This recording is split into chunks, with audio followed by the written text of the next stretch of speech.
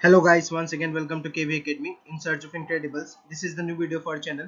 और इससे पहले मैंने आपको ऑयल इंडिया लिमिटेड के जितने भी पार्ट्स दिए हैं, अगर अभी तक आपने नहीं देखे तो जाके उन पार्ट्स को कंप्लीट कीजिए। It will be very much important for your exam.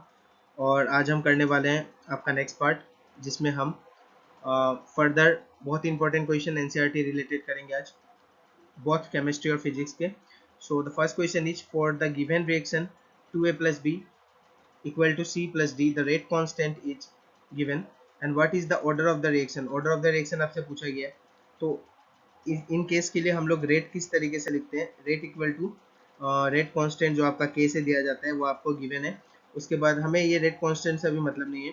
उसके बाद आपका ये जो रिएक्टेंट पार्ट है हम इस तरीके से लिखते हैं, अगर ये आपका रिएक्टेंट पार्ट का अगर 2 यहाँ पे आपका दिया गया है तो ये पावर में आपका आ जाता है, तो ये पावर 2 हो जाता है। और आपका अगर सेकेंड रिएक्टेंट बी है और इसके आगे में आपका 1 है मल्टीप्लाइड बाय 1 है, तो इसके पावर में 1 आ जाता है।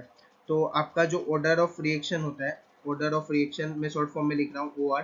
तो ऑर्डर ऑफ रिएक्शन हम लोग किस तरीके से देते हैं, तो इन पावर को प्लस करके 2 + 1 will be your order of reaction for this question. तो ये आपका करेक्ट आंसर क्या बनता है, इसका ऑर्डर ऑफ रिएक्शन आपका यहाँ से 3 हो जाता है। तो 3 आपका करेक्ट आंसर बनता है for this question.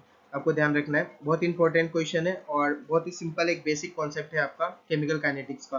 Next question की ओर चलते हैं।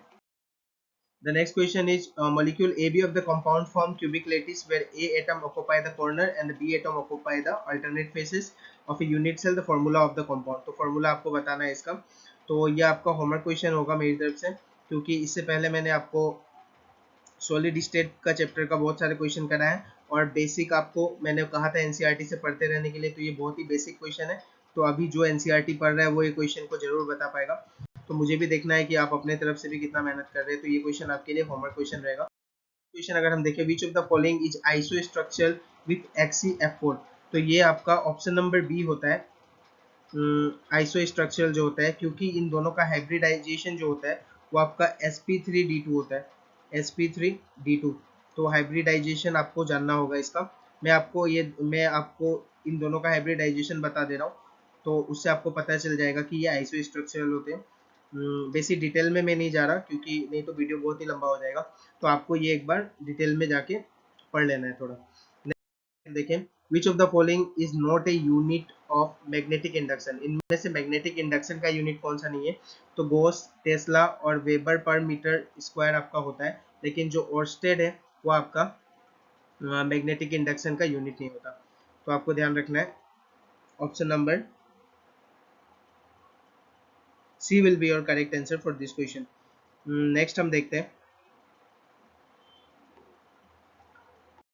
क्वेश्चन है आपका, the charge q plus q will be sent through a magnetic field, the force acting on it with maximum when the angle between the direction of motion of the charged particle and the magnetic field will be।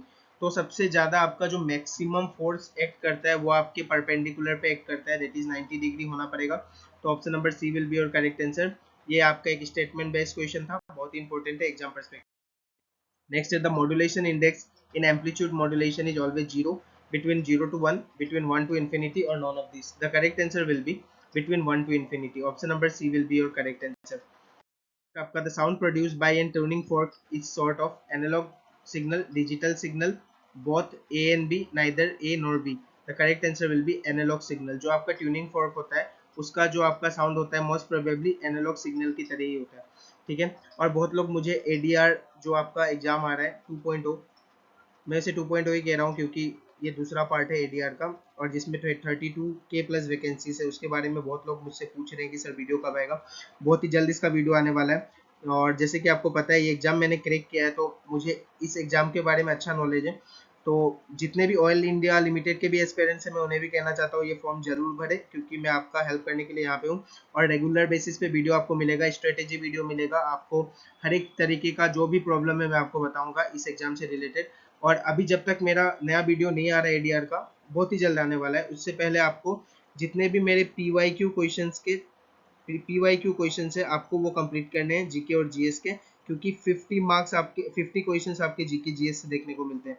तो जितने मेरे static GK के parts हैं और मेरे जितने भी DHS DME के पार्ट है वो भी आपके असम डायरेक्ट रिक्रूटमेंट में ही एड ऑन होके इस बार वैकेंसी आएगा। तो सारे इंपॉर्टेंट है, आप ये एग्जाम का नाम देख के मत देखिए कि कौन से एग्जाम का क्या पार्ट है। मैं जितने प्रीवियस ईयर क्वेश्चन करा रहा हूँ DHS FW के मैंने जितने अपने पार्ट्स करा के रखे हैं, या फिर ADR से रिलेटेड मैंने आगे भी पढ़ा है, उन्हीं पार्ट्स को पढ़ के मैंने एग्जाम क्लियर किया है। तो मुझे पता है वो कितने इंपॉर्टेंट है, और PYQ क्वेश्चंस रिपीट होते हैं आसाम के एग्जाम में, आपको भी पता है। तो ये सारा पार्ट्स जाके कंप्लीट कर लीजिए। ADR से रिलेटेड जितने पार्ट्स है, DHS का प्लेलिस्ट जितना बना हुआ है, मैथ्स का जितना प्लेलिस्ट है, इंग्लिश का जितना प्लेलिस्ट है, मैं आपको 100% गारंटी दे रहा हूँ कि वहाँ से बहुत क्वेश्चंस आपको एग्जाम में देखने को फिर से मिलेंगे, क्योंकि आसाम के एग्जाम में क्वेश्चन रिपीट होता है। और ADR 2.0 तो मैं आपके लिए लेके आने ही वाला हूँ, तो उसका टेंशन आपको नहीं लेना है। तो चलते हैं नेक्स्ट क्वेश्चन की ओर। The SI unit of magnetic dipole moment is ampere, ampere metre square, tesla, या फिर none of this. The correct answer will be ampere metre square. The angle of minimum deviation for an equilateral glass prism 30 degree. तो refractive index आपको पूछा गया है prism का, तो बहुत ही इंपॉर्टेंट कॉन्सेप्ट है ये, जो कि आपका दिया हुआ है यहाँ पे। जो प्रिज्म का आपका एंगल है वो 30 डिग्री दिया हुआ है, sorry, angle of minimum deviation आपका 30 डिग्री दिया हुआ है, और जो प्रिज्म का एंगल है जो कि इक्विलेटरल ट्रायंगल है, तो आपका 60 डिग्री हो जाएगा। ए आपको ये पता होना चाहिए, क्योंकि यहाँ इक्विलेटरल ट्रायंगल दिया, और इक्विलेटरल ट्रायंगल का एंगल हमेशा 60 डिग्री होता है। तो जो रिफ्रैक्टिव इंडेक्स है उसका एक फॉर्मूला होता है जिसे हम म्यू से लिखते हैं। तो म्यू इक्वल टू क्या होता है आपका formula, mu equal to sine of जो आपका प्रिज्म का एंगल होता है ए प्लस, और मिनिमम डेविएशन जो आपका होता है डेल्टा एम डिवाइडेड बाई 2, ये होता है whole divided by 2, divided by sine of angle of prism divided by 2, ये आपका होता है। ठीक है, तो इससे क्या हो जाएगा आपका, ऊपर में आप अगर देखेंगे तो ये आपका हो जाएगा 60 प्लस 30 90 डिवाइडेड बाई 2। तो साइन 45 ऊपर आपका आ रहा है। साइन 45 कितना होता है आपका, साइन 45 होता है 1/√2। मैं डायरेक्ट लिख रहा हूँ यहाँ पे, साइन 45 आपका होता है 1/√2, और नीचे आपका आ रहा है साइन ऑफ 30, तो साइन 30 होता है आपका 1/2। तो यहाँ से क्या हो जाएगा, ये 2 आपका ऊपर चला जाएगा, तो इस तरीके से आपका 2 डिवाइडेड बाई √2 हो जाएगा, यहाँ से 2 डिवाइडेड बाई √2, और आपका फाइनल आंसर क्या होगा, तो फाइनल आंसर आपका देखने को मिलेगा √2। The final answer will be √2। Option number B आपका करेक्ट आंसर बनेगा। तो आपको ये कॉन्सेप्ट ध्यान में रखना है, इससे पिछले बार भी एक बार क्वेश्चन आ चुका है, इसलिए मैं ये कॉन्सेप्ट फिर से लेके आया आपके लिए। देखते हैं, the convergent lens will become less convergent in oil, water, या बोथ ए एंड बी, और non of this. The correct answer will B water. तो ये कम लेस कन्वर्जेंट हो जाता है पानी में। नेक्स्ट आपका, to obtain electrons as majority charge carrier in a semiconductor the impurity mixed is. The impurity जो मिक्स होता है वो आपका डाइवेलेंट होता है। अगर जो आपका इलेक्ट्रॉन्स ऑब्टेन होता है as majority charge carrier in semiconductor, तो इम्प्योरिटी जो मिक्स होता है वो आपका डाइवेलेंट फॉर्म में होता है, ये आपको ध्यान रखना है। Option number B will be our correct answer.